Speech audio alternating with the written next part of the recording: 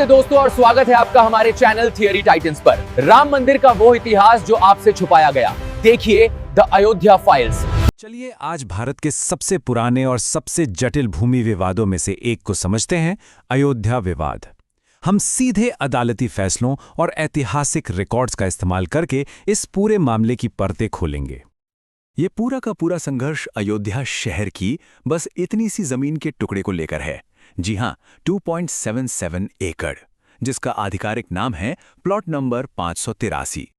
तो सवाल ये उठता है कि आखिर जमीन का ये छोटा सा टुकड़ा 500 से भी ज्यादा सालों तक पूरे देश की आस्था, राजनीति और कानून का केंद्र कैसे बना रहा। आइए इस विवाद के इतिहास की जड़ों तक चलते हैं, इसके बिल्कुल शुरुआत से लेकर सुप्रीम कोर्ट के उस आखिरी फैसले तक जिसने इस लंबी कानूनी लड़ाई पर विराम लगा दिया। तो देखिए, इस कहानी की शुरुआत होती है सदियों पहले। इस जमीन को लेकर दावे बहुत पुराने हैं, लेकिन असली मोड़ तब आया जब भारत में मुगलों का शासन था। इस टाइमलाइन को देखें तो हिंदू पक्ष का दावा सदियों पुराना है। उनका मानना है कि ये भगवान राम का जन्म स्थान है, जहां पहले एक मंदिर हुआ करता था। लेकिन फिर 1528 में मुगल बादशाह बाबर के कमांडर मीर बाकी ने उसी जगह पर बाबरी मस्जिद बनवा दी, और बस यहीं से इस विवाद की नींव पड़ी।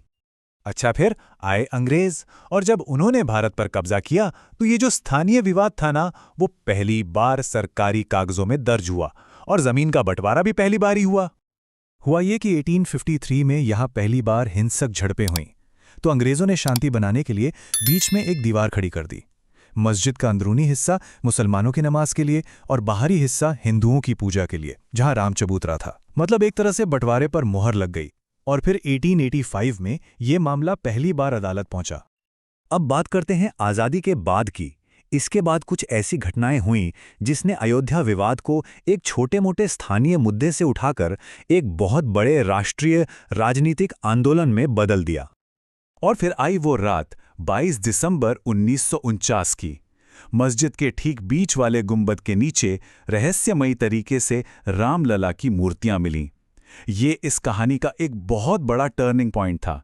हिंदुओं ने कहा ये चमत्कार है, तो दूसरी तरफ मुसलमानों ने एफआईआर दर्ज करवाई कि ये मस्जिद पर कब्जा करने की साजिश है।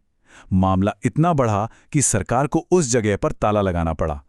1980 के दशक तक आते आते ये नारा रामलला हम आएंगे, मंदिर वहीं बनाएंगे एक बड़े राजनीतिक आंदोलन का चेहरा बन गया। और फिर 1986 में जब एक अदालत ने हिंदुओं को पूजा करने के लिए ताले खोलने का आदेश दिया, तो इस आंदोलन को जैसे एक नई जान मिल गई। 1980 के दशक का ये जो राजनीतिक और धार्मिक माहौल बना था, वो इस विवाद के इतिहास के सबसे तनावपूर्ण और विवादास्पद दिन पर आके खत्म हुआ। तारीख थी 6 दिसंबर 1992। राज्य सरकार ने सुप्रीम कोर्ट को भरोसा दिलाया था कि ढांचे को कुछ नहीं होगा, लेकिन उस दिन 1.5 लाख से भी ज्यादा कार सेवक यानी स्वयंसेवक उस विवादित जगह पर इकट्ठा हो गए।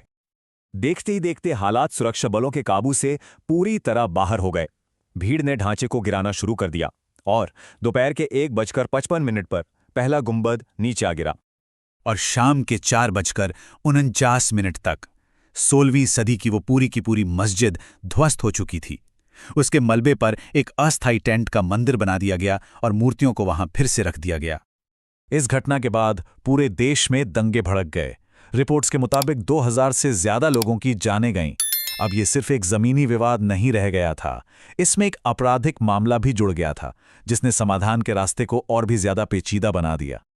तो दशकों की ये लंबी कानूनी लड़ाई अनगिनत सबूतों और गवाहियों के बाद आखिरकार भारत के सुप्रीम कोर्ट में पहुंची एक अंतिम और निर्णायक फैसले के लिए। अब ये बहुत दिलचस्प है कि अदालत के सामने कौन कौन से मुख्य पक्ष थे। देखिए, एक था निर्मोही अखाड़ा, जो वहां पूजा पाठ का पारंपरिक अधिकार मांग रहा था। दूसरा सुन्नी वक्फ बोर्ड, जिसका कहना था कि मस्जिद खाली जमीन पर बनी थी और उसे दोबारा बनाया जाए। और तीसरा पक्ष था रामलला विराजमान, यानी खुद भगवान राम, जिन्हें कानून की नजर में एक न्यायिक व्यक्ति माना गया। मतलब भगवान खुद इस केस में एक पार्टी थे, जिनका दावा था कि ये पूरी जमीन ही उनका जन्मस्थान है। तो सुप्रीम कोर्ट ने अपना ऐतिहासिक फैसला किन सबूतों पर दिया? इसके 4 मुख्य आधार थे। पहला, एएसआई की रिपोर्ट, जिसमें मस्जिद के नीचे एक विशाल गैर इस्लामिक ढांचे के सबूत मिले। दूसरा, पुराने यूरोपीय यात्रियों के दस्तावेज जो बताते थे कि हिंदू वहां बिना रोक टोक पूजा करते आए थे। तीसरा, अदालत ने पाया कि 1949 के बाद से मुसलमानों ने वहां नमाज नहीं पढ़ी थी, जबकि हिंदुओं का दावा और मौजूदगी लगातार बनी रही।